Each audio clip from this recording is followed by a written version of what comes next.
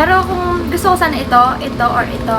Pero, okay din naman itong mga to. Pero ito kasi parang, medyo ganun. Pero kung hindi ko, sana ito makuha ko cute. Tapos, ito sana mas pepe. Tapos ito siya, ano, SMR.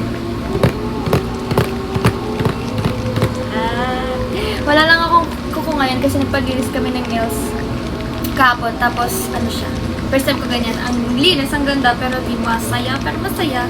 Anyway, ayan siya. Open na natin. Wait, ayan mo na po. 360 na. Oh, ayan siya. Okay. ASMR.